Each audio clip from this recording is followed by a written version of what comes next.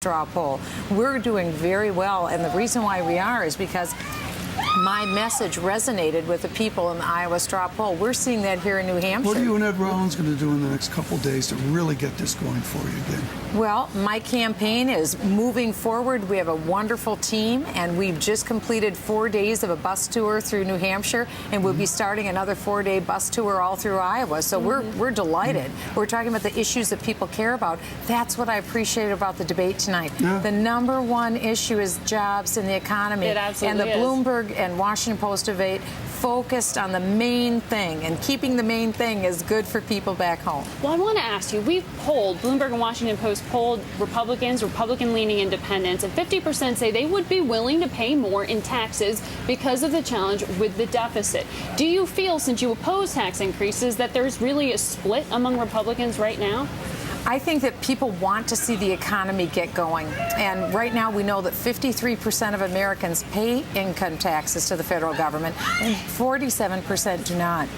So I think we need to definitely change the tax code. We need to get it more in line because everyone benefits from this magnificent country. Everyone should pay something. I'm a former federal tax lawyer. I want to see us overhaul the tax code. And I'm a job creator. My husband and I started our business from scratch. We run it at a profit. We think that turning a profit is a good thing. We want to see more businesses. How do you tackle with your tax law? How do you tackle, Congresswoman, the idea of who's wealthy where? Is it 200,000 or 250,000, as we heard tonight? Should it be a higher number? How do you define wealthy or big income in this nation? I don't think that's any business of the federal government. I think every individual needs to have the opportunity to create the wealth and reach as high as they can possibly go. That's up to each person. It's not for the federal government to limit people and limit their success. One of the questions we asked of Herman Cain was, how do you take the next step and broaden your base? You're obviously pretty well known among Republican activists. As time goes on, pretty well known among Republicans here in New Hampshire. But what do you do to branch out to independents who are going to vote here in New Hampshire and elsewhere in the primaries? I think that's a tremendous advantage that I have. I'm the first Republican woman ever to get elected out of the state of Minnesota. I do that by getting Democrats and independents and apolitical people to vote for me. And the reason why they do is because I say what I mean and I mean what I say. People know that they can count on me for what I'm saying. That's why. Right. Congresswoman, thank you so much. Lizzie O'Leary, she is in the spin room where they're talking after this debate. Their surrogates and the reporters are there on who the contender, who the winner was. Lizzie, what are you hearing?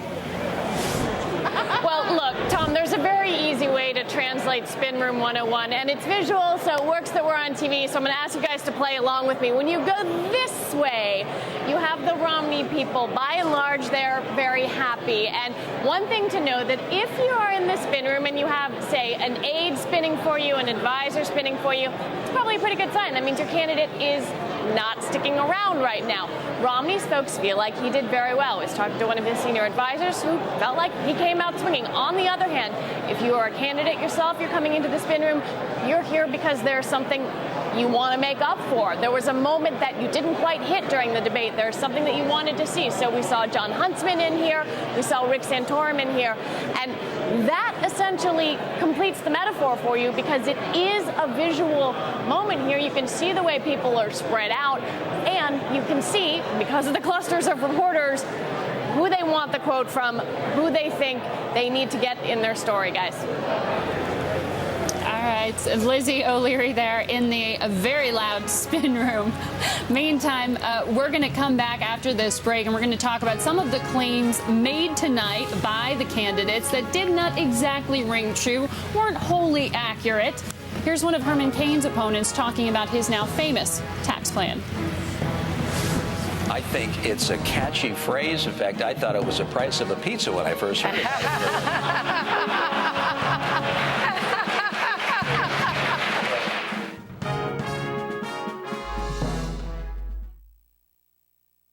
You do not need to spend $1,000 per month for timely market information. You can get it all for $69 plus vendor-associated fees when applicable from Interactive Brokers. And you do not have to have a brokerage account with us to subscribe. Organize and analyze timely data or news on the IB information system. Interactive brokers, stocks, options, futures, forex, bonds worldwide from one account. If you're in the market for lighting or plumbing fixtures, door and cabinet hardware, or furniture for indoors and out, you'll find over 3 million choices at atgstores.com. atgstores.com is not a buying club and does not require expensive membership fees. We're simply the nation's most convenient online retail store with the lowest prices guaranteed.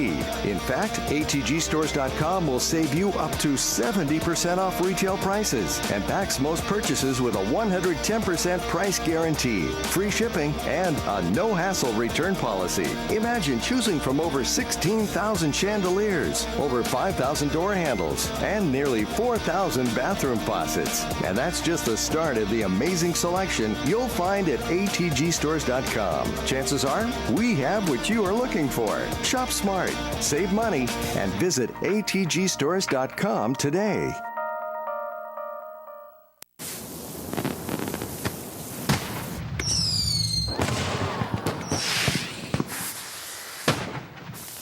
Nature is spectacular, and we want to keep it that way.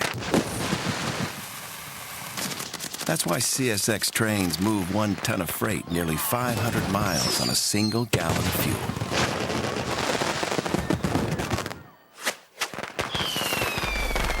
Spectacular. Welcome back. Well, dozens of Bloomberg and Washington Post reporters and analysts have been listening in very closely to the debate tonight.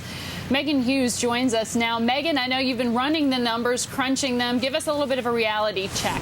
Who stretched the truth tonight? Well, it's not just me, Margaret. 40 people were involved here. Reporters from the Washington Post, Bloomberg News, Bloomberg Government. Let's start out topic number one, Herman Cain's 999 plan that we've been talking so much about. Cain says it would eliminate the current U.S. tax code and instead tax sales, gross income, and businesses all at 9%. Let's take a listen to him talking about that. Bloomberg Government has run the numbers, and your plan would have raised no more than $2 trillion. And even with that shortfall, you'd still be slapping a 9% sales tax on food and medicine.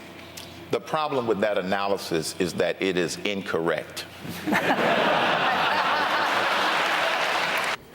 So you heard it there, Margaret. He says, Cain saying that Bloomberg's analysis of his plan is, quote, incorrect. He says later in the debate that it's because they start with assumptions that we don't make. But our reality check team, Margaret, pointed out Cain hasn't released any public analysis, though he says one has been done. He hasn't detailed the assumptions that his campaign is using.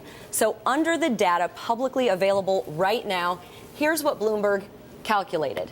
Cain's plan would generate $2 trillion. That's if it were in place in 2010. Now, compare that to the $2.2 trillion that the government collected this year. So our team found his claim incorrect. Now let's talk, number two, about Mitt Romney trying to attack Obamacare. That's, of course, the 2010 health care law that Obama signed. Let's take a listen to Romney's claim. The problem with Obamacare is he spends an extra $1 trillion and raises taxes. And raising taxes is one of the big problems, something we didn't do in Massachusetts. So here's his claim. He says President Obama's health care law raised spending by $1 trillion. That's a pretty simple one. Our reality check team checked it out. $1 trillion is off. According to the nonpartisan Congressional Budget Office, the law increases spending by $788 billion over 10 years, but that's while cutting spending by $931 billion over the same time for a net deficit reduction of $143 billion. So Romney, according to the CBO, was incorrect. Back to you guys. Megan, thank you so much. Let's go to Chicago. Austin Goolsbee with us, of course, chairman of President Obama's Council of Economic Advisors. Austin, I've heard more tax policy discussion tonight than I think I've heard in 10 years. Tax this, tax that, tax that. There's other economic issues. Were you surprised at how little we heard of other economic issues? You know, I was a little surprised. I thought we saw three things in the debate tonight that I don't know if you expected them or not. The first was clearly the 999 plan was taking a lot of the attention, and I think it was a sign that people are a little starved for some new ideas. You know, so 999, it's got criticisms, it's got things for it, but at least it's something new. I thought Perry was surprisingly quiet, and that he was going all in on energy, as Julianna pointed out. So it seemed like his jobs plan is going to be an energy drilling for natural gas type of plan. And then the third was most of the focus of the Republican candidates wasn't really about what we would think of as a growth strategy. Normally it was sort of geared to, I want to repeal what Obama did. We want to cut spending. But when pressed on what about Medicare, they said, no, we don't want to cut that. We don't want to cut defense. We don't want to raise taxes. So I think there's a little bit of a vacuum in there of, well, what were the growth ideas? No. Austin, thank you so much. Austin Goes, we appreciate it. Margaret, we've got Al Hunt here. We do have Al Hunt. Al, this has been a marathon for you. Were you pleased with how the candidates responded? Oh, yeah, of course. I mean, I disagree with my friend Tom Cain. I mean, there were a lot of other issues that were covered, the Wall Street versus Main Street, the Federal Reserve. I mean, you saw a great Cain. Federal Reserve, yes. Yeah, I mean, that was terrific. A little bit about China policy, I think, with Huntsman and Romney. There's a little bit of heat there. So I think there was a waterfront. You know, you can't cover every issue. My overall impression, I think Herman Cain it was almost Dickensian. It was the best of worlds and the worst of worlds. Best of worlds in the sense, boy, he looks good. He's simple and he does it well. The worst of worlds, which may be an exaggeration, that they're going to start to look at some of this stuff now. Whether it's 999, I happen to think Alan Greenspan was a pretty good Fed chairman. I'm not sure that's going to play well in Republican primaries. I was remarkable, the viciousness against the Fed. It is the whipping ball. I've never seen this in my study of Fed history. Well, it is part of the mantra now, and the Tea Party and the Republican movement. And there are people who say it who don't really believe it. Like Romney and like Cain. So, you know, it's just one.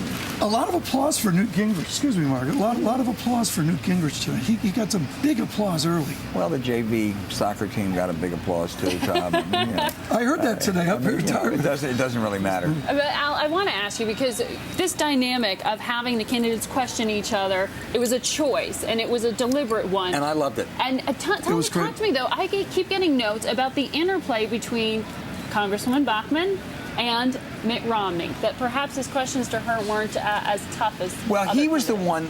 A number of them took it seriously. What Mitt decided, he was the front runner, so I'm not going to play this game. I'm going to go and I'm going to give a setup question. Tell me what's really interesting about your plans. Most of the others, however, asked sharp, good questions. So I think I will tell you this, Margaret, we pulled this off and the candidates didn't want to do it. It really, I think, worked. 30 seconds. Highlight of my night was it was a hypothetical evening for Julianna Goldman. I think she stole the show. Am I right? You were in the room. And are we surprised that Julianna Goldman steals the show? Yeah. That's right. Al Hunt, thank you so much for your wonderful coverage. Margaret, just some final thoughts here. I thought it was just remarkable, the physical sense of this debate. I loved it. I almost wish they started earlier with the questioning between the candidates. Yes, and you got the heat sort of building over the course of the more than hour-long debate there, and that I think you're exactly right. And we are going to be talking for days trying to decipher the interplay between the candidates, exactly how they phrased the question, exactly how they responded to each other. It's going to be a lot of fun. Well, let's wrap it up here. Thank you so much for joining us this evening. It has been a long, a bit chilly evening here in New Hampshire, and for Margaret and for really all of our staff here. Just a terrific team effort. Margaret, thank you. This has been fun. It was a great team effort. Thank you so much to all of the Bloomberg for putting this on. Great night. And we will see you back here tomorrow. Tom's show, mine, will be live from Dartmouth. Yes, we will. In Hanover, New Hampshire. Good night, everyone, and we'll see you full Bloomberg coverage on Bloomberg Radio tomorrow morning, Bloomberg Radio Plus, and of course, Margaret Brennan, 10 a.m. tomorrow morning. I'll see you on Surveillance Midday tomorrow at 12 noon. Good evening. Thanks for watching.